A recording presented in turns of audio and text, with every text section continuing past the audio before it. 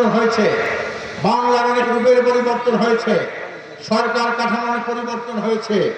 আমরা বিভিন্ন দল দেখেছি, দলের শাসন আমরা দেখেছি, কিন্তু যারা ক্ষমতায় যখন ছিল তাদের এই ভাগ্যের চরম উন্নয়ন হয়েছে।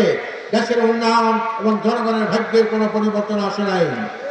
বাংলাদেশটা দুর্নীতিতে 5 বার বিশ্ব চ্যাম্পিয়ন হয়েছে, অথচ দেশে 92 মানুষ মুসলমান, 3.5 লক্ষ মসজিদ, 70,000 মাদ্রাসা যে দেশে, সেই দেশে দুর্নীতিতে 5 বার বিশ্ব চ্যাম্পিয়ন যারা করেছে তার দেশের শত্রু, মানবতার শত্রু, ইসলামের শত্রু।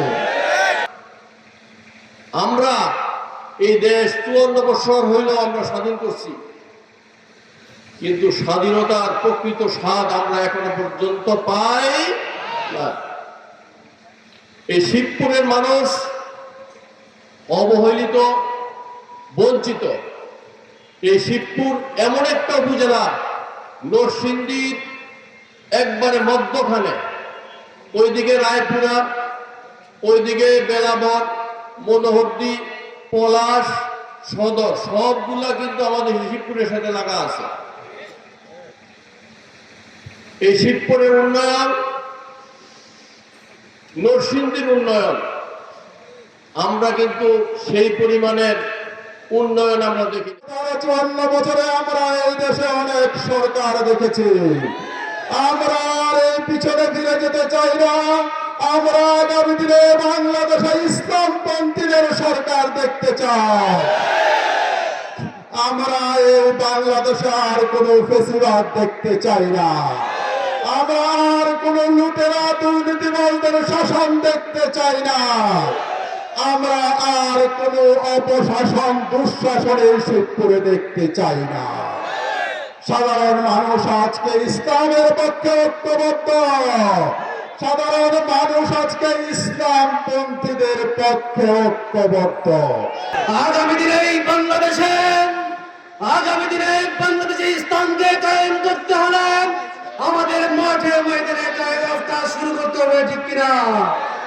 আমাদেরকে বই বিধি দেখিয়ে দমিয়ে রাখা যাবে না।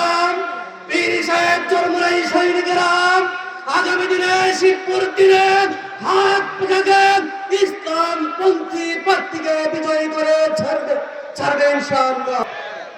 এবার আমরা মানুষের ভাগ্য পরিবর্তন করতে চাই, মানুষের অধিকার প্রতিষ্ঠা করতে চাই।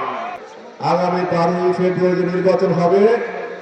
সেই নির্বাচনে যদি ইসলামপন্থীরা বিজয়ী লাভ করে, তবে এদেশের মানুষ শান্তিতে ঘুমাতে পারবে। এদেশের মানুষ চাঁদাবাজি থেকে মুক্ত হবে।